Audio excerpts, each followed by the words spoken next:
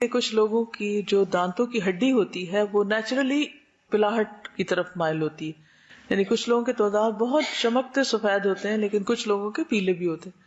تو اس صورت میں جو گھر میں بیکنگ سوڈا، اس کی اگر ایک پنچ لے لیں اور اس کے اوپر لیمن کا ڈراپ ڈال لیں اور اس کو فنگر کی ٹپ سے دانتوں پہ اگر مل لیں تو وہ نیچرلی ان کو وائٹ کر دیں گے. بنانا کے چھلکے کو بھی اگر رگڑیں دانتوں پر تو اس سے بھی دانت صاف ہوتے ہیں. دانتوں اور داڑھوں کو صاف کرنا. ابن عمر فرماتے ہیں کہ ترک الخلال یوہن الاسنان، دانتوں کے خلال کو چھوڑنے سے دانت کمزور ہو جاتے ہیں. خلال کیا ہوتا ہے؟ خلال کس طرح کیا جاتا ہے؟ دانتوں کے ذرات جو ہیں یا تو فلاس سے آپ کریں، آج کل تو فلاس وغیرہ ہے، ٹوتھ برش سے، یا پھر ٹوتھ پکس وغیرہ جو نیچرل ہو لکڑی کی، ان سے آپ کر سکتے ہیں. تو اگر آپ یہ خلال بالکل چھوڑ دیں تو ان حصوں کی ایکسرسائز نہیں ہوتی یا وہاں پر خوراک کے باریک ذرات رہ جاتے ہیں جو سڑان پیدا کرتے ہیں، اس سے بھی اسمیل آتی ہے اور کئی بیماریوں کا باعث بھی بنتے ہیں.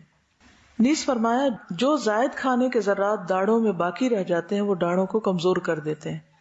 یعنی دانتوں کی بیماریوں کی ایک بڑی وجہ خوراک کا دانتوں کے اندر پھنسے رہنا ہے. ایک اور چیز یاد رکھیے، وہ یہ کہ صرف دانتوں کے اندر کچھ اٹک جانے سے یا کھانے سے ہی دانت خراب نہیں ہوتے. دانتوں کا تعلق بھی معدے سے ہوتا ہے، آپ کے اسٹمک سے ہوتا ہے، اور جو آپ کی فوڈ ہوتی ہے وہ اوور آل ان کے اوپر اثر انداز ہو رہی ہوتی ہے. میری بیٹی جب بہت چھوٹی تھی تو نرس گھر پہ دیکھنے آتی تھی، اس وقت میں اسٹوڈنٹ بھی تھی، UK میں تھی. تو اس نے مجھے کہا کہ آپ دودھ میں شکر نہیں ڈالیں گے اس کے. تو میں نے کہا کیوں؟ کہنے لگے اس کے دانت خراب ہو جائیں گے. میں نے کہا دانت تو آئے نہیں ابھی. تو کہنے کہ دانتوں کی ہڈی بن رہی ہے، اگر اس وقت اس کا شوگر کا انٹیک زیادہ ہوگا تو اس کے دانت کمزور ہوں گے. تو ہم لوگ بہت چھوٹی ایج میں بچوں کو پیپسی پلانے لگتے ہیں. بعض مائیں تو بوٹل میں بھر کے پیپسی پکڑا دیتی ہیں بچوں کو پینے کے لیے، یا پھر سویٹس. یعنی کہ بچوں کو انٹرٹین کرنے کا واحد طریقہ جو ہمیں آتا ہے وہ کیا ہے؟ کینڈی. کیونکہ وہ خوش ہوتے ہیں اور ہم ان کو خوش کر کے دل جیتنا چاہتے ہیں ان کا اور انہی کے ساتھ ظلم کر رہے ہوتے ہیں.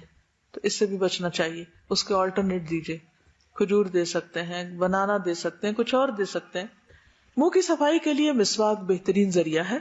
مسواک نہ صرف منہ کے تمام حصوں یعنی دانت، زبان، حلق، گلا، سانس کی نالی اور خوراک کی نالی کے ابتدائی حصوں کے امراض کے لیے بے حد مفید علاج ہے، بلکہ ثواب کا ذریعہ بھی ہے. رسول اللہ صلی اللہ علیہ وسلم کا ارشاد ہے، مسواک منہ کی پاکیزگی اور رب کی رضامندی کا ذریعہ ہے. یعنی جو شخص اپنے رب کو راضی کرنا چاہے وہ اس نیت سے مسواک کرے.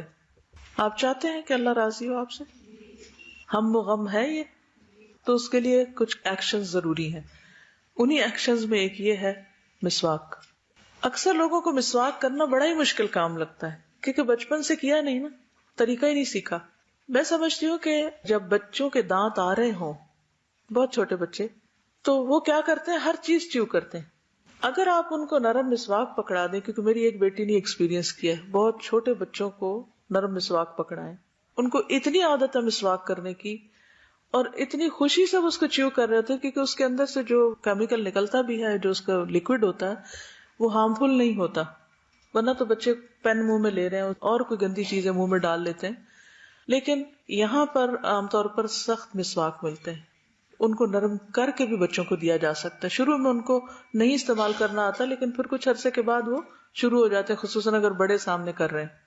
رسول اللہ صلی اللہ علیہ وسلم نے فرمایا، طیبوا افواہکم بالسواک فانہا طرق القرآن.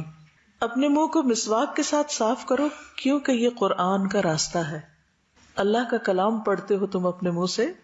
اب دیکھیے جتنے بھی مخارج ہیں سارے کہاں ہیں؟ منہ کے اندر ہی. یعنی منہ، حلق، گلا سب بیچ میں آ جاتے، زبان، دانت. اتنی خوبصورت بات ہے کہ یہ قرآن کا راستہ ہے. اگر منہ سے اسمیل آ رہی ہو اور آپ قرآن پڑھ رہے ہیں تو وہ اسمیل ساتھ والوں کو بھی جا رہی ہے، تو کیا فرشتوں کو نہیں جا رہی ہوگی؟ تو فرشتے دور نہیں ہٹ جائیں گے؟